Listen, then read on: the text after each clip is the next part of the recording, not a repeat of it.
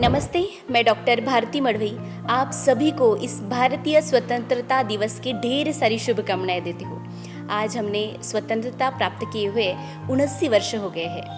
भारत गुलामी से मुक्त हुआ, लेकिन इस देश को गुलामी से मुक्त करने के लिए स्वतंत्रता संग्राम में कई लोगों ने बलिदान दिया है और उनके त्याग, समर्पण, बलिदान की याद में आज हम शहीदों को श्रद्धांजलि देते हुए यह उत्सव मना रहे हैं। 15 अगस्त आते ही हमें मेरे जैसे आपकी भी बचपन की यादें ताज़ा हो गई होगी। स्कूल के वे दिन याद आते हैं जब 15 अगस्त का उत्सव और उत्साह महीना भर पहले ही शुरू हो जाता था। लेजिम, ढोल और देशभक्ति पर गीतों पे नृत्य की प्रैक्टिस, क्या दिन थे वो। 15 अगस्त का दिन तो अन्य दिनों से अलग लगता था। अगले दिन हमें साफ सुथरे धोए हुए गणवेश को इस्त्री करके पहनना होता था, इसलिए हमें ये इंस्ट्रक्शन अगले दिन ही दी जाती थी। इसलिए हर किसी के पास हम गणवेश तो साफ सुथरा करते थे, लेकिन इस्त्री करने के लिए हर किसी के पास इस्त्री नहीं होती थी, और अगर जिनके पास इस्त्री होती भी होगी तो लाइट नहीं होती थी। तो फिर क्या करते थे, जले हुए कोयले को एक बर्तन में लेके उस बर्तन को अच्छे से गर्म करके फिर वो गर्म बर्तन कपड़ों पे, गणवेश पे घुमाते थे, और इस तरह से हम कड़क इस्त्री करके इस्त्री किए हुए कपड़े ही उस दिन पहनते थे। स्कूल जाने के लिए 2-3 किलोमीटर पैदल चलना पड़ता था, फिर भी उस दिन अलग ही ऊर्जा होती थी। स्कूल से माइक पर एक गाना जोर जोर से बजता हुआ सुनाई देता था, जहाँ डाल डाल पर सोने की चिड़िया करती है बसेरा, वो भारत देश है मेरा, वो भारत देश है मेरा। ये गाने की लाइनें कानों में पड़ते ही एक अलग सी ऊर्जा पैरों में आती थी, और हम लोग पाँव में एक गति आ जाती थी और जल्दी जल्दी स्कूल में चले जाते थे। स्कूल के पास आते ही, ए मेरे वतन के लोगों ज़रा आँख में भर लो पानी, जो शहीद हुए हैं उनकी ज़रा याद करो कुर्बानी। यह गाना सुनकर स्वतंत्रता की सच्ची कीमत का एहसास होता था और आँखों के किनारे गीले हो जाते थे, आँखें नम हो जाती थी। देश के प्रति प्यार, समर्पण और राष्ट्रभक्ति के ये छोटे बड़े सबके दिलों में कूट कूट कर भरी हुई थी। आज हमारे दिलों में वो राष्ट्राभिमान है, राष्ट्रभक्ति है, पर वो राष्ट्रभक्ति हमारी बातों में, हमारे सोशल मीडिया के अकाउंट्स पे ज़्यादा दिखाई देती है, लेकिन व्यवहार में इसकी कमी भी महसूस होती है। स्वतंत्रता दिवस पर हम आज नया भारत, यह थीम लेकर एक नए भारत की नींव रखते हुए हमें उन स्वतंत्रता सेनानियों को याद करना चाहिए जिन्होंने हमारे लिए अपनी जान की कुर्बानी दी। उनकी कुर्बानी को हमें कभी भी नहीं भूला जा सकता, हम भूल ही नहीं सकते। आज हम सब अपने तिरंगे के नीचे खड़े होकर उस आज़ादी का जश्न मना रहे हैं जिसके लिए हमारे वीर स्वतंत्रता सेनानियों ने अपना सब कुछ न्यौछावर कर दिया। स्वतंत्रता की लड़ाई हजारों लोगों ने अपनी जान गंवाई। इस लड़ाई में कई महिलाएं विधवा हुई, कई बच्चे अनाथ हुए। बहुत कुछ खोने के बाद ये स्वतंत्रता हमें मिली है। इस लड़ाई ने कई नेताओं को प्रसिद्धि दिलाई, जैसे कि महात्मा गांधी, भगत सिंह, सुखदेव, राजगुरु, सुभाष चंद्र बोस, वीर सावरकर, लोकमान्य तिलक, आज़ाद, ऐसे अनेक नेता के नाम हमें आज भी मुखपाठ है। लेकिन उनके पीछे कई सामान्य कार्यकर्ताओं का योगदान जो अक्सर अनदेखा रहता है, वो भी हमें याद करना चाहिए। अक्सर सामान्य नागरिकों और स्वयंसेवकों और महिलाओं के योगदान की अनदेखी की जाती है। इतिहास के पन्ने उलट कर देखेंगे तो उनमें ये कहीं भी दिखाई नहीं देते। हमें एक बात नहीं भूलनी चाहिए, आंदोलन कोई भी हो, आंदोलन के लिए नेताओं की जितनी आवश्यकता होती है उससे कई ज़्यादा आवश्यकता स्वयंसेवकों की होती है।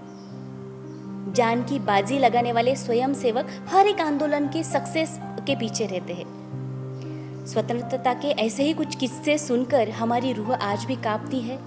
खासकर महिला योगदान पर मैं आज ज़्यादा प्रकाश डालना चाहती हूँ। 1942 में राष्ट्रीय कांग्रेस का अधिवेशन हुआ था ग्वालियर टैंक मैदान पे। मुंबई में होने वाला था वो अधिवेशन, जिसमें पूरे भारत से क्रांतिकारी, समाज सेवक, स्वयंसेवक और स्वतंत्रता संग्राम के सभी नेता शामिल होने वाले थे।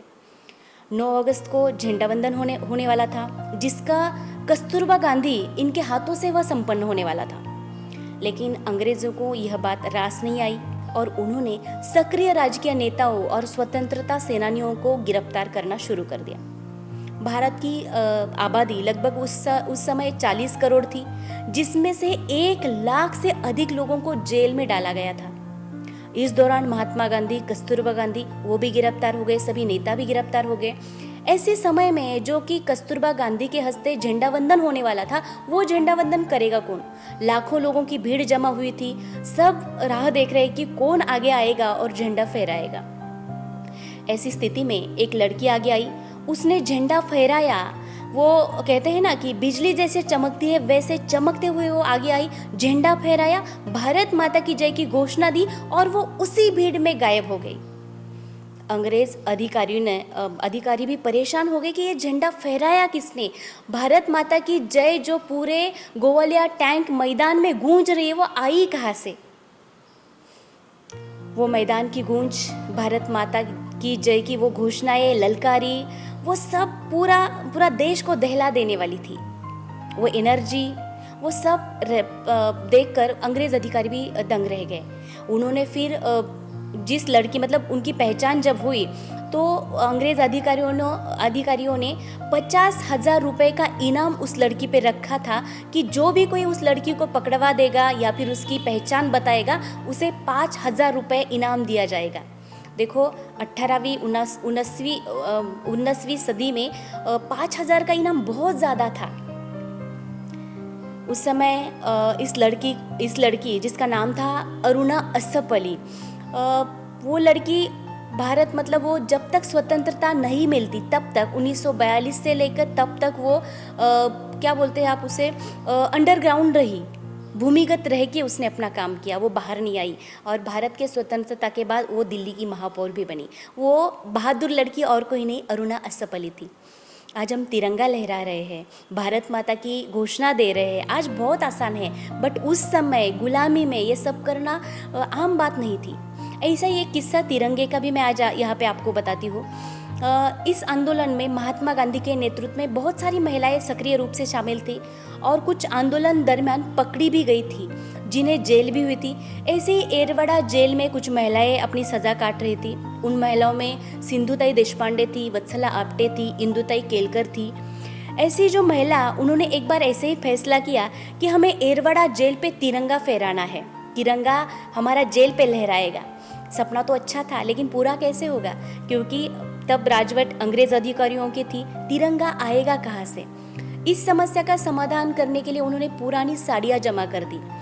उन्होंने उस पुरानी साड़ियों में से केसरिया रंग की, हरे रंग की, सफ़ेद रंग की साड़ियाँ अलग की, उसे काटा और सुई धागे से उसे सिल के तिरंगा बनाया। और कोयले से, चूल्हे में जो कोयले जलते थे खाने के लिए, खाना पकाने के लिए, उस कोयले से अशोक चक्र उस पर बनाया।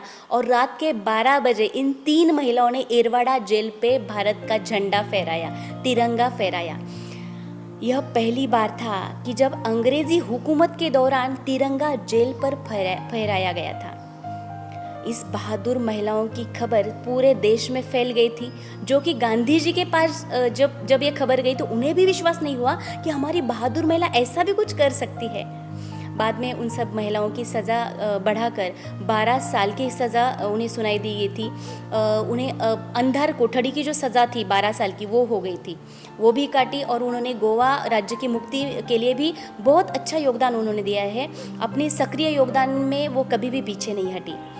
ऐसे ही एक महाराष्ट्र की मराठवाड़ा की शान हमारे क्रांतिकारी महिला है, जिसका कुछ साल पहले ही निधन हो गया, जिन्होंने स्वतंत्रता संग्राम में सक्रिय योगदान दिया था। उन्होंने शस्त्रास्त्रों की लूट है, बंदूकें वगैरह, तोपगोले अंग्रेज अधिकारियों से लूट के अपने क्रांतिकारियों को देना, क्रांतिकारियों को गुप्त संदेश देना, खाना पहुंचाना, ऐसे बहुत सारे महत्वपूर्ण काम किए थे। उन्होंने अपने निधन से कुछ साल पहले कहा था कि उन्होंने मराठी में कहा था की गोरं घालवलं आणि काळं आणलं, आमचंच चुकलं, खरं तर खुर्च्याच पाहिजे होत्या जाळायला, तेव्हा खरंच स्वातंत्र्य काय आहे हे यांना असतं कळलं। इथले राजकीय अराजकता, देशाची स्थिती हे बघून त्यांनी खरं तर खंत व्यक्त केली होती।